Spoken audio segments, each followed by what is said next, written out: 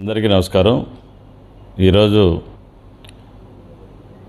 రాష్ట్ర వ్యాప్తంగా వైసీపీ ఆధ్వర్యంలో నకిలీ మద్యాన్ని ప్రోత్సహిస్తున్నామని ఈరోజు ఎర్రగొండపాలెం నియోజకవర్గంలో కూడా ఇక్కడ ఉన్నటువంటి శాసనసభ్యులు కొద్దిమంది వైసీపీ నాయకులతో కలిసి ఎక్సైజ్ సర్కిల్ ఆఫీస్కి వెళ్ళి వినతి పత్రాన్ని సమర్పించినటువంటి సందర్భం ఈరోజు మనకి ఎదురైంది. నాకు పూర్తిగా నవ్వు వస్తూ ఉంది.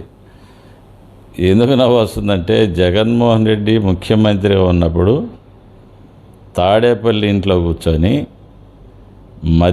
దొంగ మద్యం మీద వచ్చినటువంటి డబ్బులను లెక్కేసుకునే క్రమంలో ఎక్కడ కూడా 5 సంవత్సరాల్లో ఏ ప్రాంతంలో కూడా పర్యటించకుండా, ఒకవేళ 1/2 కిలోమీటర్ విజయవాడలో చిన్న మీటింగ్కి వెళ్ళాలన్నా హెలికాప్టర్లతో వెళ్తూ, అప్పుడప్పుడు శాసనసభ సమావేశాలు జరిగినప్పుడు పరదాలు కట్టుకొని పోయేటటువంటి జగన్మోహన్ రెడ్డి ఉదయం నుంచి రాత్రి వరకు దొంగ మద్యంతో వచ్చినటువంటి డబ్బులను లెక్కేసుకునే క్రమంలో ఆయన బిజీ అయిపోయి, ఎవరైతే ప్రభుత్వం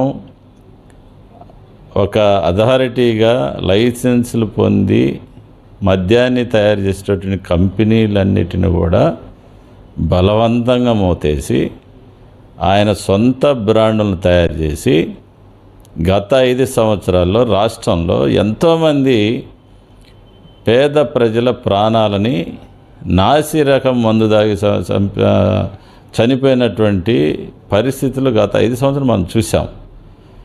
నవ్వు వస్తుంది ఇప్పుడు. ఎందుకంటే దొంగ మద్యం డబ్బులతోటి ఎమ్మెల్యేగా గెలిచినటువంటి వీళ్ళు, ఈ ఎమ్మెల్యే అదేవిధంగా దొంగ మద్యం డబ్బులో ప్రధాన ముద్దాయి ఉండి జైల్లో ఉండినటువంటి ఒంగోలు పార్లమెంట్ అభ్యర్థి చెవిరెడ్డి భాస్కర్ రెడ్డి, ఇలాంటి వాళ్ళు కూడా వినతి పత్రాలు ఇస్తుంటే ప్రజలు, రాష్ట్రంలో ఉన్నటువంటి జనాలంతా కూడా నవ్వుతున్నారని చెప్పేసి నేను తెలియజేసుకుంటాను.